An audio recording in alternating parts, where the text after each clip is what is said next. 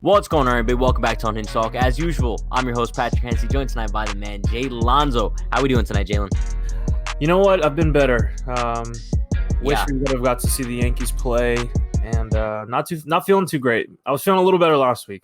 we got a lot going on in Yankee land here, Yeah. especially Corey Kluber injury news. But before we get into that, everyone be sure you guys know the deal. Like, comment, subscribe, turn on post notifications. We're going live before and after every single Yankees game this season, so stay tuned for that content. But speaking of Corey Kluber, we are looking at a few months for him being out now.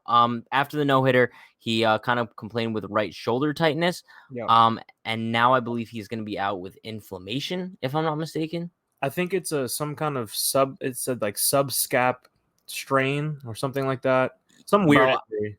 I have no idea what any of these medical terms are, Yeah. but like whatever it is, he's going to be out for like the next couple months. Yeah. I believe because the next 4 weeks, he's not going to be able to throw, and then the 4 weeks after that, he's going to have to build up his arm strength again. So we probably won't be looking to see him back. The earliest probably late July, but I think a more realistic expectation would be August, which Yeah. sucks.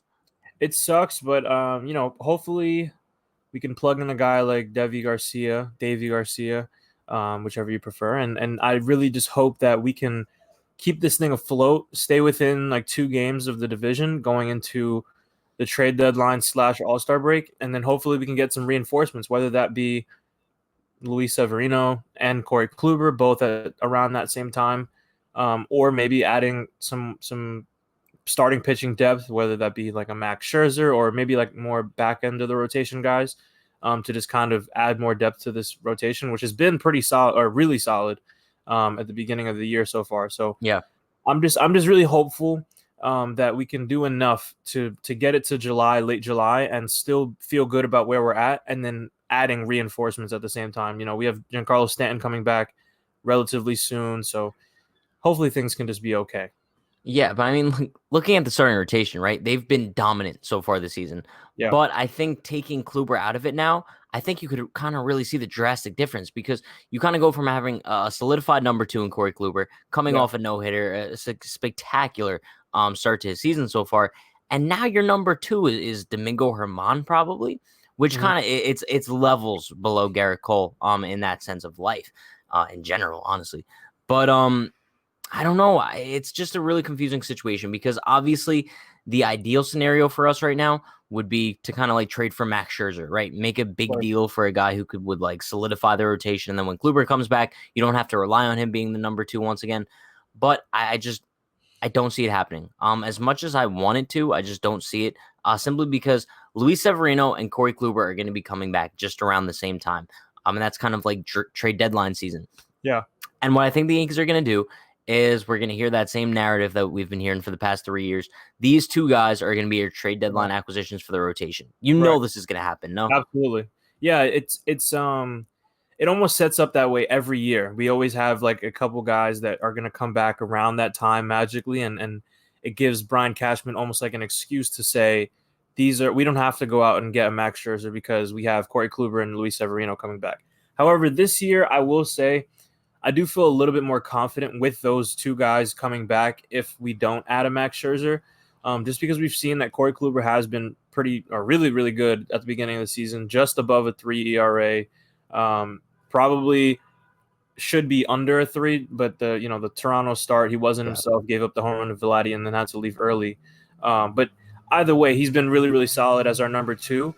And I really just think that this is where we need to see guys that haven't stepped up so far step up, and whether that be, Domingo Herman now really settling in. He's looked really good so far, but the two guys that I'm looking at to step up, I'm sure you know where I'm going with this. I'm looking at Monty. I think Monty needs to build on his start against the White Sox and really take it to the next level. And the next level for him looks like consistency. I think that's the one thing Monty's been missing early in his career, and I think the other guy is Jameson Taillon. I think if Taillon can step up and really be like a solid number 3 in this rotation while Kluber's out, that's really, really a huge lift off of a guy like Garrett Cole's shoulders to not have to take the entire team on his back every time he goes out there. You know, it gives him. And right now he's pitching with a little less pressure, and with Kluber out, it's going to be really tough. Exactly. And that's my thing. I mean, like I mentioned before, you kind of look at the Yankees rotation now, and the difference between Cole and Herman is drastic when the difference between Cole and Kluber is drastic, but not as drastic. So Yeah. the rotation definitely looks a lot weaker now, obviously, because of the loss of Kluber. But I think how you mentioned Tyone and Monty need to step up in the meantime, I think that that's the key, right? But I think also what we need to kind of realize, Davy Garcia, him stepping up could be huge as well, right? Because we know that if he pitches up to his capability, I know he's kind of struggled in AAA, but I feel like once in the majors, whatever you do in AAA is kind of just kicked to the curb. But I think that he could really solidify himself as maybe like the 3 in the Yankees rotation. Like we know that he has the capability to do that. Apparently he was going to be coming up for the Detroit series, regardless of whether or not Kluber got injured. So I guess that's kind of good to see that the Yankees still have faith in him, regardless. But I think this period of time right now, from now up until like when Severino returns / like when Kluber returns, I think this is crucial to see which guys in the Yankees rotation can step up and kind of who we could trust going down the stretch, right? Because right now, I would say Monty's the Yankees number 3. And for a guy who struggled a lot this season, that's really not what you want to see. So like you said, if Monty or Tyone can kind of take that next step and be like a 2A, 2B with Herman, that would be the ideal situation. And the guy that I'm looking at personally is Jameson Tyone. He needs to pitch better. Yeah, this is almost like an audition for the 3-4 spots if you were going to a playoff series.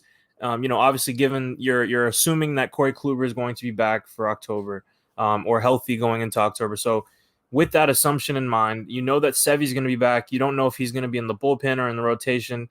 But with those 2 guys out, this is the audition that you have. You know, Garrett Cole is going to go game 1.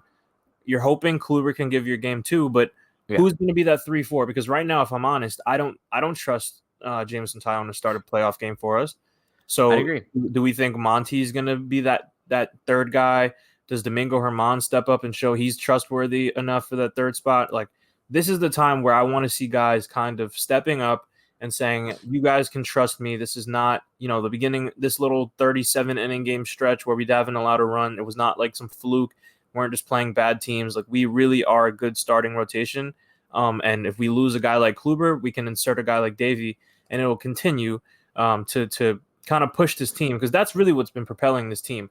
We won, I think, 3 straight games, 2-0. That game against the whole series against the White Sox, starting pitching was just absolutely dominant.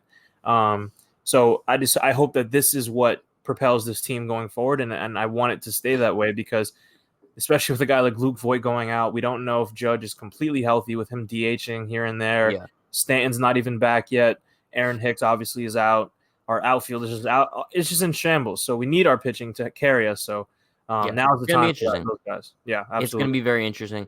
But like I said, like we've been kind of mentioning this whole episode, maybe this is like a blessing and a curse in some sort of weird world where maybe now we could see some guys step up and kind of improve their own performance, while at the same time Kluber is going to be well rested for a postseason run now, right? Because when he comes back, there's not many starts left. So I don't know, maybe. The thing is, I don't want to say that this was bound to happen with Kluber, but I don't think anyone expected him to throw, go out there and start every single start on schedule. Over a course of 162 games. Like, I just don't think that was like reasonable to expect, given that he pitched 1 inning. And it was just kind of like, do we really think this guy is going to be healthy the entire year? So I guess if you were to have this happen, this would be the time.